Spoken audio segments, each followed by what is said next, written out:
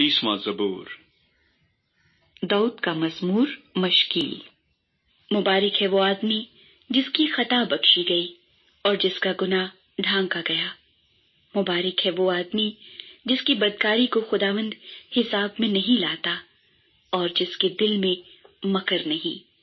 جب میں خاموش رہا تو دن بھر کے کراہنے سے میری ہڈیاں گھل گئی، کیونکہ تیرا ہاتھ رات دن مجھ پر بھاری تھا۔ میری تراوت گرمیوں کی خشکی سے بدل گئی۔ صلا، میں نے تیرے حضور اپنی گناہ کو مان لیا اور اپنی بدکاری کو نہ چھپایا۔ میں نے کہا، میں خداوند کے حضور اپنی خطاؤں کا اقرار کروں گا، اور تو نے میرے گناہ کی بدی کو معاف کیا۔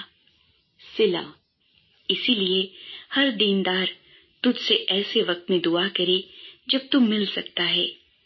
یقیناً جب سیلاب آئے تو اس تک نہیں پہنچے گا۔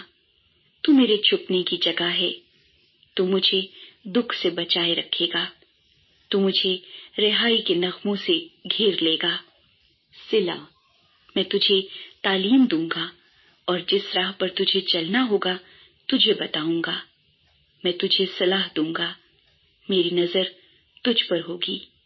تم گھوڑے یا خچر کی مانند نہ بنو جن میں سمجھ نہیں، جن کو قابو میں رکھنے کا ساز دہانا اور لگام ہے، ورنہ وہ تیرے پاس آنے کے بھی نہیں۔ شریر پر بہت سی مصیبتیں آئیں گی، پر جس کا توکل خداوند پر ہے رحمت اسے گھیرے رہے گی۔ اے صادقو، خداوند میں خوش و خرم رہو، اور اے راست دلو خوشی سے للکارو۔